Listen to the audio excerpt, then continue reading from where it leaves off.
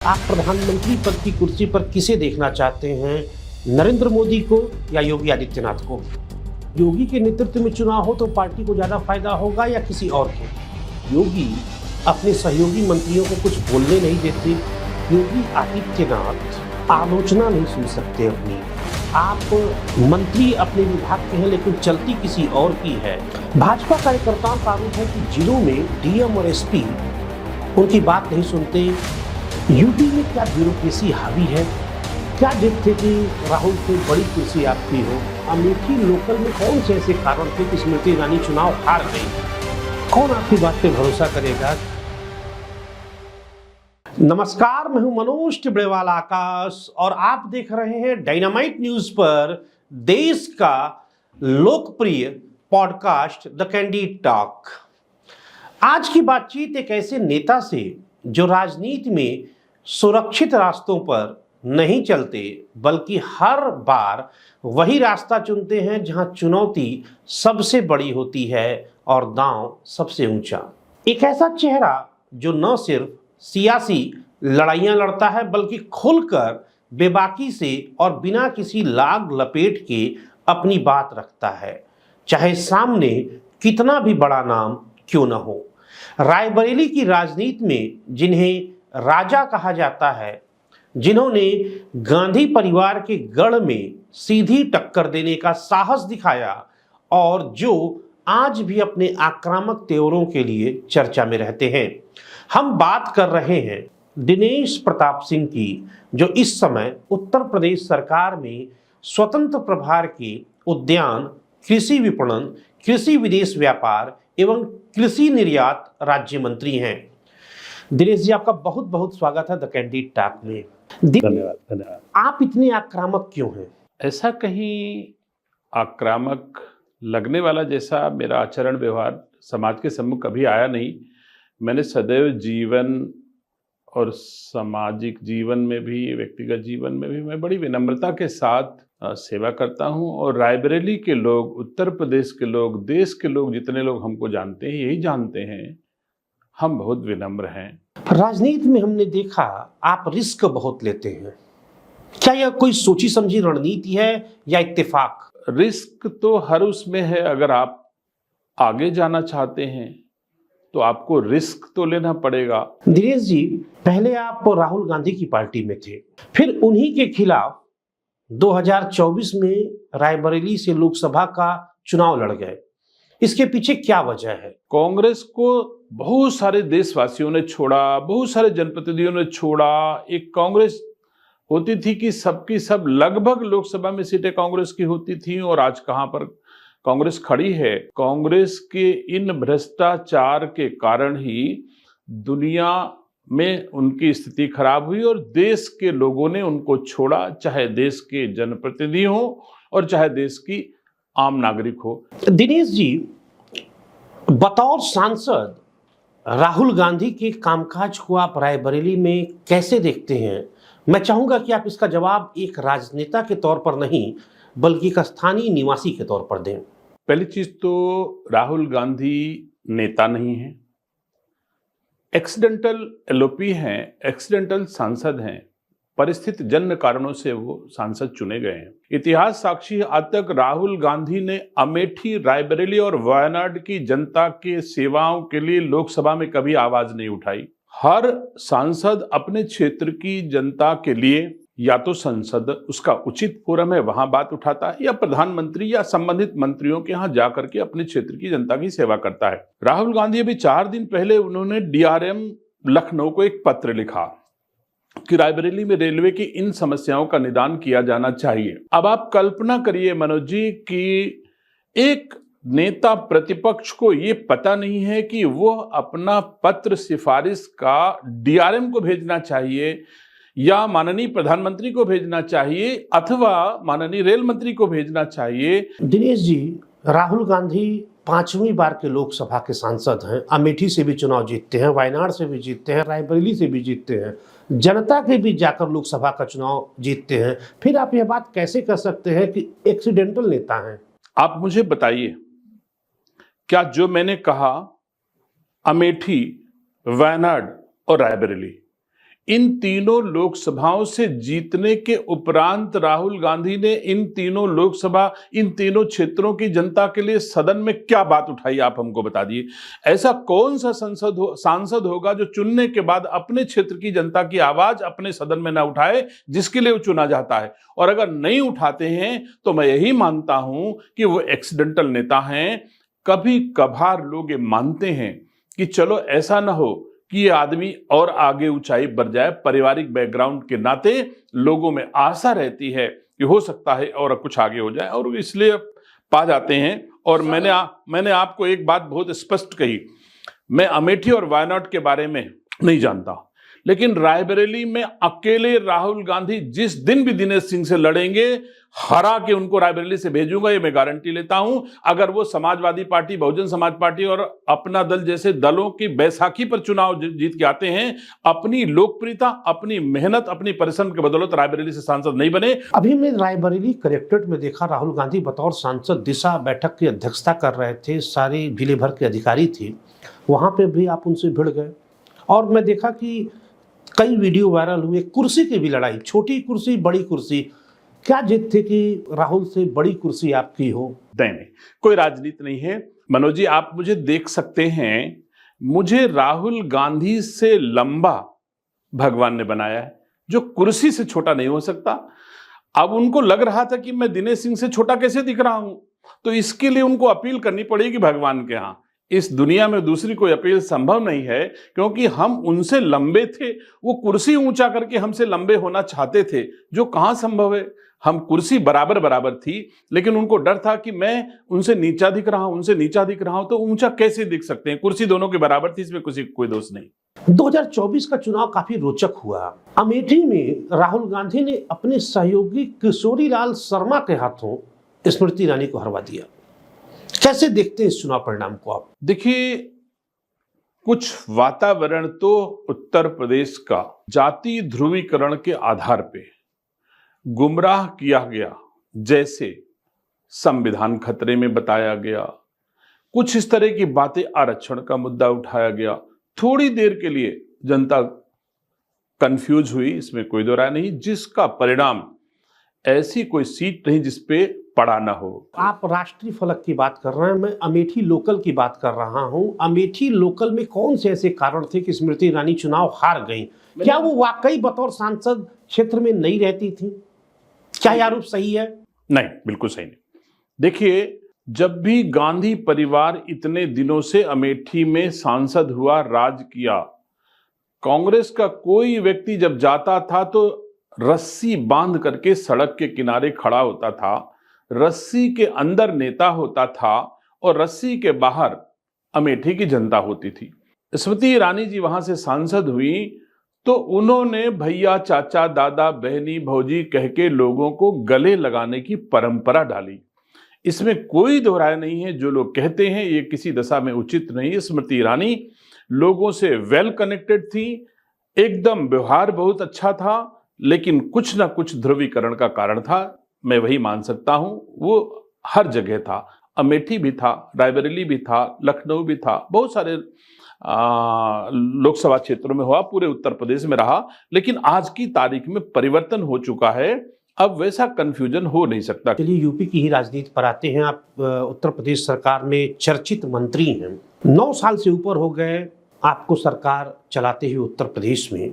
इन 9 साल के दौरान आपको क्या लगता है, योगी सरकार की एक बड़ी उपलब्धि कौन सी है और एक बड़ी कमी क्या है? सबसे बड़ी उपलब्धि है कि दुनिया के लोग अपनी गाढ़ी कमाई का पैसा ला करके उत्तर प्रदेश में खर्च करना चाहते हैं, और 40 लाख करोड़ के लगभग पैसा ला करके लोग उत्तर प्रदेश में इन्वेस्ट करना चाहते हैं। अगर हमारा लॉ एंड ऑर्डर इतना बेहतर उत्तर प्रदेश में कभी नहीं रहा जितना हमारी सरकार में कानून व्यवस्था है, जिसका परिणाम है कि लोग अपनी गाढ़ी कमाई का पैसा हमारे उत्तर प्रदेश में इन्वेस्ट कर रहे हैं, ये हमारी बड़ी उपलब्धि है। और कमी क्या लगती है आपको? मुझे नहीं लगता कि उत्तर प्रदेश की सरकार के द्वारा जो जो काम किए गए हैं, अगर मैं अकेले रायबरेली की बात करूं जहां से आता हूं, तो मेरे यहाँ 3 एक्सप्रेसवे हमारी रायबरेली को टच करते हैं। पूर्वांचल एक्सप्रेसवे, गंगा एक्सप्रेसवे और बुंदेलखंड एक्सप्रेसवे। ऐसे इंफ्रास्ट्रक्चर कभी हम लोगों ने सुपर प्राइम मिनिस्टर के कालखंड में भी नहीं देखे, जैसा इंफ्रास्ट्रक्चर आज की तारीख में हमारे यहाँ रायबरेली में है। तो मैं कह सकता हूं कि किसी भी क्षेत्र में हमारे उत्तर प्रदेश ने उत्तरोत्तर प्रगति की है और बहुत अच्छा। और एक विषय और है, मैं कह सकता हूं कि अगर नौजवानों को किसी भी विभाग में वैकेंसी निकली है नियुक्ति के संबंध में, तो चाहे मंत्री का बेटा हो और चाहे अनुसेवक का बेटा, जिसके भीतर योग्यता रही होगी वही भर्ती हुआ होगा।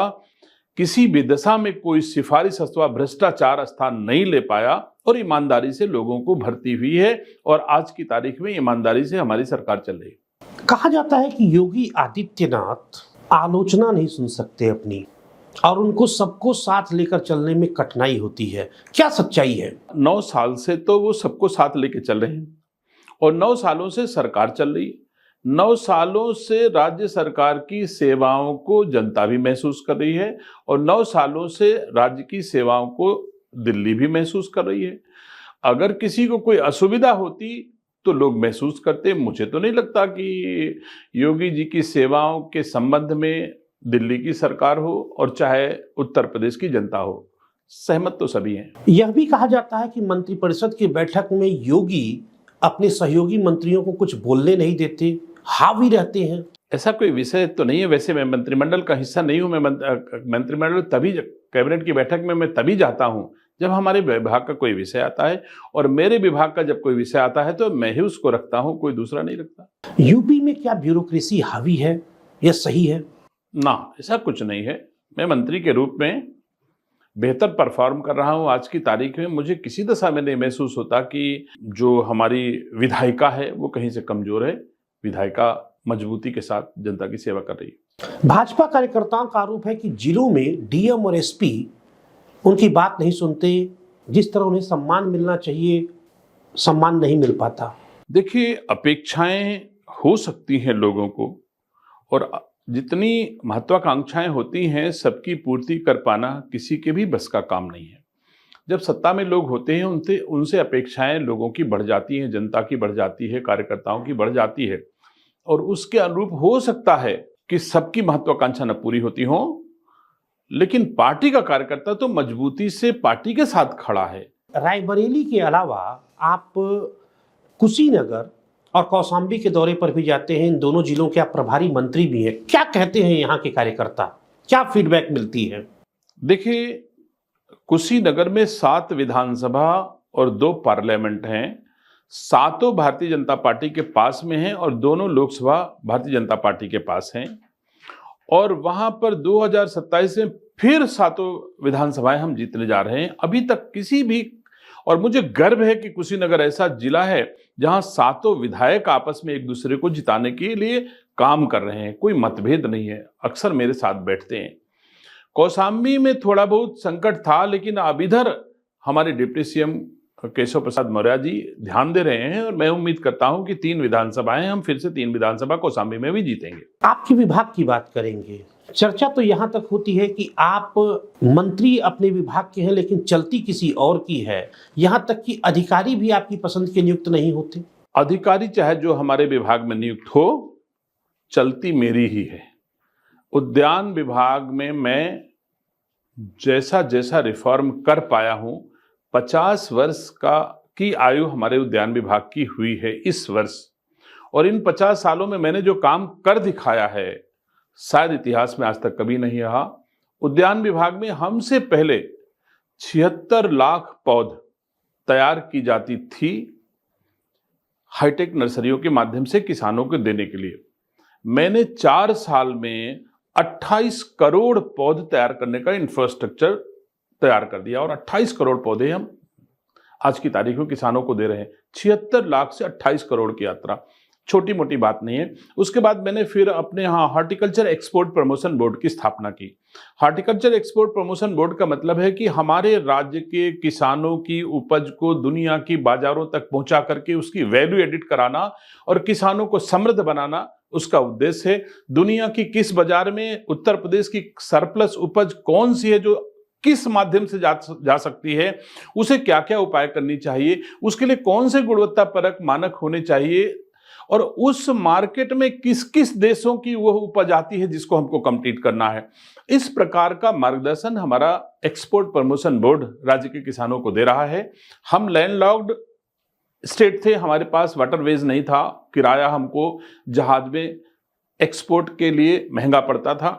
जेवर तैयार हो गया है। मैं उम्मीद करता हूं कि पूरा का पूरा कार्गो जहाज उत्तर प्रदेश की उपज से भरेगा और दुनिया की बाजारों में उतर जाएगा, जो किराया सस्ता पड़ेगा और हम एक्सपोर्ट करेंगे तो राज्य की समृद्धि और बढ़ेगी। दिनेश जी, एक और सवाल आपसे चाहूंगा कि जिस तरह आप बेबाक बात करते हैं उसी तरह साफगोई से जवाब देंगे। ऐसी चर्चा रहती है कि आप दिल्ली के बेहद करीब हैं, इसलिए योगी आपसे अंदर ही अंदर नाराज रहते हैं।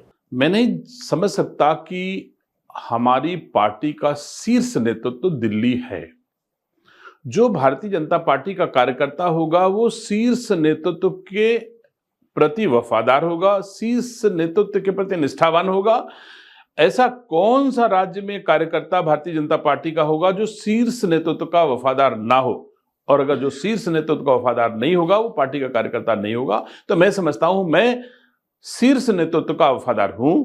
मुझे गर्व है कि राष्ट्रीय अध्यक्ष जी, तत्कालीन राष्ट्रीय अध्यक्ष जी आदरणीय अमित शाह जी ने मुझे ज्वाइन कराया और ज्वाइन करने के उपरांत वो हमारे रायबरेली गए, वहां पर हमको ज्वाइन कराया। जब मैं उनसे मिला और मिल के चलने लगा, उसी समय मैंने कहा आज से आप हमारे नेता, मैं आपका कार्यकर्ता। तब से आज तक नेता के रूप में हम उनको सम्मान देते हैं और कार्यकर्ता के रूप में वो हमारा सम्मान करते हैं। तो मुझे इस पर गर्व है कि नेता और कार्यकर्ता के रिश्ते मेरे बने हैं और ईश्वर चाहेगा जब तक जिएंगे इस धरती पर तब तक ये संबंध निभाएंगे। आप डिप्लोमेटिक जवाब दे रहे हैं। मेरा सवाल यह है कि योगी क्या अंदर ही अंदर आपसे नाराज रहते हैं? जिनका आप नाम ले रहे हो वो जाने, मेरा इससे कोई ताल्लुक नहीं।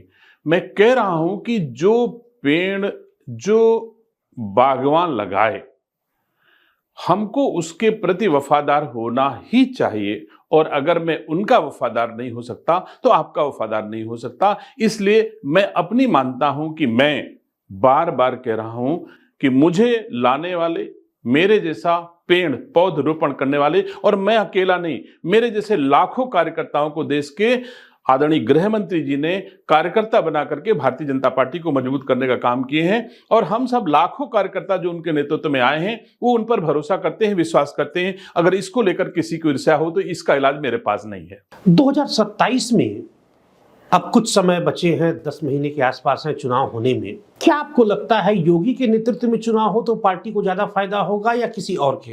पूरा उत्तर प्रदेश और पूरा देश जानता है कि नेतृत्व मोदी जी का जहां होगा वहीं विजयश्री होगी।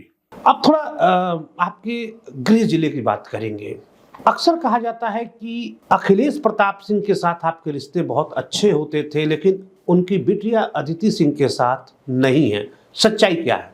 अगर अखिलेश सिंह के साथ मेरे रिश्ते अच्छे नहीं रहे हैं तो ये आधार किसी की संतानों के विरोध का नहीं हो सकता। अगर हम लोग समझदार हैं, हम लोग एक उम्र के थे, तो एक दूसरे के बच्चों का सम्मान करना हम दोनों का धर्म था और मैं निर्वहन करता हूं। जब पहली बार अदिति कांग्रेस ज्वाइन किए तो मैंने मंच से कहा आज मुझे खुशी है मेरी बेटी जैसी अदिति सिंह ज्वाइन कर रही है। मैंने एक बार बेटी कहा, उसके बाद मैंने कभी उनका विरोध नहीं किया। अब उनके मन में विरोध हो तो वो जाने। मैं इस कारण कभी अदिति का विरोध नहीं कर सकता कि वो अखिलेश सिंह की बेटी हैं, मेरे विरोधी की बेटी हैं। ये बिल्कुल भारतीय संस्कार संस्कृति के अनुरूप हो नहीं सकता और मैं भारतीय संस्कार संस्कृति का पुजारी हूं। किसी की भी बेटी होगी, अगर मेरी बेटी के समान है तो मेरी बेटी है। अखिलेश प्रताप सिंह के साथ आपके रिश्ते कैसे रहे? बिल्कुल खराब थे, बिल्कुल अच्छे नहीं थे। जितना भी हमारा हानि कर सकते थे उन्होंने हानि करने का प्रयास किया, लेकिन मैंने कभी उनकी हानि करने का प्रयास नहीं किया। इसलिए उनके हानि करने वाले सभी हथियार फेल हो गए और मेरी कोई हानि वो नहीं कर पाए। कौन आपकी बात पे भरोसा करेगा कि आप कह रहे हैं कि वो आपका विरोध करते थे लेकिन आप नहीं विरोध करते? हाँ, ये मैं ऑन कैमरा कह रहा हूं, पूरा देश सुन रहा है, क्योंकि रायबरेली के लोग भी सुन रहे होंगे। इसलिए मैं गर्व से कह सकता हूं, रायबरेली से कोई एक आदमी आकर के नहीं कह सकता कि दिनेश सिंह ने कभी अखिलेश सिंह की हानि की है। अखिलेश सिंह दिनेश सिंह की हानि करने के लिए आते थे तो मैं जवाब भी देता था और डिफेंड करता था, लेकिन मेरे कदम कभी अखिलेश सिंह को हानि करने के लिए नहीं उठे। इसलिए अखिलेश सिंह के द्वारा की जाने वाली हानि कभी फलीभूत नहीं हुई और मेरी हानि कभी वो नहीं कर पाए। मनोज पांडे की बात करेंगे। सपा के टिकट पर ऊंचाहार से विधायक चुने जाते हैं। समय बदलता हुआ देख पाला बदले और भाजपा में आ गए। कैसे रिश्ते हैं आपके मनोज पांडे के साथ? चर्चा है कि मंत्री भी बनेंगे। मेरे रिश्ते अच्छे हो या खराब, ये मंत्री बनने का मानक नहीं हो सकता और भारतीय जनता पार्टी में रहने का मानक नहीं हो सकता। दो विपरीत मन के भेद रखने वाले लोग एक पार्टी में होते हैं और हम दोनों हैं भी। उनके मन में क्या है वो जाने, हम दोनों मिलकर के भारतीय जनता पार्टी को आगे ले जाएं, यही हमारा कर्तव्य हो, या इसे मैं निभाऊंगा। जोरदार राजनीतिक की तरह आप जवाब दे रहे हैं। ये भी जानना चाहेंगे कि क्या जब वो पार्टी ज्वाइन किए थे तो उनको मंत्री पद देने का कोई वायदा हुआ था? ये मेरे सामने ऐसा न कोई वादा हुआ है और हुआ भी होगा तो इसकी जानकारी मुझे नहीं है। एक और बहुत चर्चा में सवाल है शंकराचार्य जी का। योगी ने जिस तरह शंकराचार्य जी के साथ व्यवहार किया, जिस तरह बटुकों की पिटाई हुई, फिर उप मुख्यमंत्री केशव प्रसाद मौर्य हों या फिर ब्रजेश पाठक, सभी ने अपना एक तरह से विरोध जताया। आपका क्या मत है? क्या शंकराचार्य जी के साथ योगी का व्यवहार सही था? देखिए, उत्तर प्रदेश के यशस्वी मुख्यमंत्री जी के नेतृत्व में मैं मंत्री हूं, इस नाते वो हमारे नेता हैं। उनका सम्मान मेरा करना, मैं करूं, ये मेरा धर्म है। और जिस धर्म में मैंने जन्म लिया है उस धर्म के नाते शंकराचार्य जी का सम्मान करना भी मेरा धर्म है। मेरे हिसाब से मेरे लिए दोनों सम्मान के योग्य हैं। अब ये कौन अपने तराजू में तौले कि किसके लिए अच्छा है किसके लिए बुरा, वो लोग जाने। मेरा धर्म यही कहता है कि मैं मंत्री के रूप में अपने मुख्यमंत्री का सम्मान करूं और सनातन धर्मावलंबी के रूप में मैं अपने शंकराचार्य का सम्मान करूं। 2024 में हमने देखा कि अखिलेश यादव के पीडीएफ फार्मूले ने भारतीय जनता पार्टी को काफी नुकसान पहुंचाया। 2027 में इसकी काट क्या होगी आप लोगों के पास? हाँ, मैं स्वीकार करता हूं पीडीए ने नुकसान कराया, लेकिन पीडीए का मतलब होता है समाज तोड़ो, और हमारे देश के प्रधानमंत्री जी समाज जोड़ो, मतलब सबका साथ सबका विकास की अवधारणा के साथ चल रहे हैं। समाजवादी पार्टी की सबसे बड़ी ताकत आप क्या मानते हैं और कमजोरी? सबसे बड़ी कमजोरी समाजवादी पार्टी की स्थापना आदरणीय मुलायम सिंह यादव जी ने किया। उनके भीतर समाजवादी सोच रही होगी, तब जाकर के उन्होंने इतने बार मुख्यमंत्री बनाए और अपने बेटे को भी मुख्यमंत्री बनाने का श्रेय आदरणीय मुलायम सिंह यादव जी को जाता है, उनकी नीतियों को जाता है। अखिलेश यादव जी अपनी मेहनत की बदौलत मुख्यमंत्री नहीं बने हैं। मुलायम सिंह जी की सेवाओं और मुलायम सिंह जी की नींव फाउंडेशन पर उन्होंने अपना राजनीतिक कैरियर बढ़ाया। 2007 में हमने देखा मायावती जी ने एक इतिहास रचने का काम किया। 1989 के बाद उत्तर प्रदेश में गठबंधन की राजनीति का, जोड़ तोड़ की राजनीति का युग चला, लेकिन 2007 में मायावती जी ने उस पर ब्रेक लगाया और अपने दम पर अकेले पूर्ण बहुमत की सरकार बनाई। लेकिन आज के तारीख में हम देखते हैं तो बसपा जमीन पर काफी कमजोर दिख रही है। आप क्या मानते हैं, क्या वाकई बसपा कमजोर है और इसके पीछे कारण क्या है? देखिए, जैसे ही मोदी जी का प्रभाव, सबका साथ सबका विकास की आइडियोलॉजी का प्रभाव बढ़ा, वैसे समाजवादी पार्टी और बहुजन समाज पार्टी जैसे अवसरवादी दल अपने आप उनका पराभव हो गया और अब केवल आज की तारीख में सत्ता में अथवा प्रभाव में केवल सबका साथ सबका विकास की नीति है। इसलिए बसपा और समाजवादी पार्टी की नीति का अवसान हो गया। क्या यह सच है मायावती भाजपा के लिए काम करती है? ये प्रचार है, ऐसा कहीं नहीं है।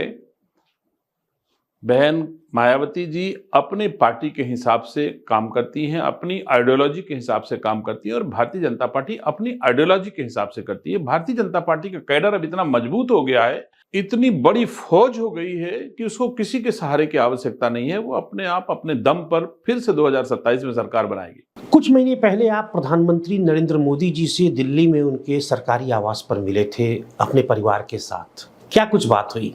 नहीं, देश के प्रधानमंत्री जी ने बच्चों को आशीर्वाद देने के उद्देश्य से हमने मांग की थी कि हमारे बच्चों को शादी होके आई है, आप आशीर्वाद दे दिए।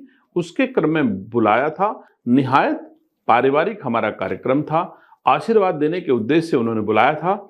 मैं धन्यवाद देता हूं अपने देश के यशस्वी प्रधानमंत्री जी को, छोटे से कार्यकर्ता को जो स्थान, जो मुकाम, साल के पहले दिन, मुझे याद आ रहा 1 जनवरी का दिन था, इतनी व्यस्तता होने के बावजूद भी मेरे जैसे छोटे कार्यकर्ता को उन्होंने अपने घर पर बुला करके पूरे परिवार सहित आशीर्वाद दिया। मैं तो कृतज्ञ हूं अपने देश के यशस्वी प्रधानमंत्री जी को। लोगों को सीख लेनी चाहिए कि कार्यकर्ता को इस भांति जो सम्मान देगा वही कार्यकर्ताओं से काम भी ले पाएगा। इस तरह से अगर सम्मान मिलेगा तो कार्यकर्ता साथ सबका देगा। 2029 में आप प्रधानमंत्री पद की कुर्सी पर किसे देखना चाहते हैं, नरेंद्र मोदी को या योगी आदित्यनाथ को? पूरा देश का बच्चा बच्चा ये मानता है कि देश के प्रधानमंत्री के हाथों में देश सुरक्षित है। पहले बता चुका हूं, पूरा देश का बच्चा बच्चा जानता है कि हमारा देश मोदी जी के हाथों में सुरक्षित है। जिस नेतृत्व पर पूरा देशवासी भरोसा करता हो उस पर मैं कौन होता हूं उंगली उठाना। मुझे गर्व है, मुझे पूरा भरोसा अपने देश के प्रधानमंत्री पर कि 2029 में फिर से देश में हमारे प्रधानमंत्री मोदी जी होंगे और उनके नेतृत्व में 2047 तक भारत दुनिया का सबसे श्रेष्ठ देश बनकर तैयार हो जाएगा। बहुत बहुत धन्यवाद दिनेश प्रताप सिंह जी, शानदार बातचीत के लिए। तो ये थे रायबरेली के राजा कहे जाने वाले और उत्तर प्रदेश सरकार के आक्रामक मंत्री हम कह सकते हैं दिनेश प्रताप सिंह जी। आज की इस बातचीत में कई अहम सवाल उठे और उनके जवाब भी मिले। राजनीति में असहमति होना स्वाभाविक है, लेकिन अपने विचारों को बिना झिझक सामने रखना लोकतंत्र की असली ताकत है। आप इस पूरी बातचीत को कैसे देखते हैं?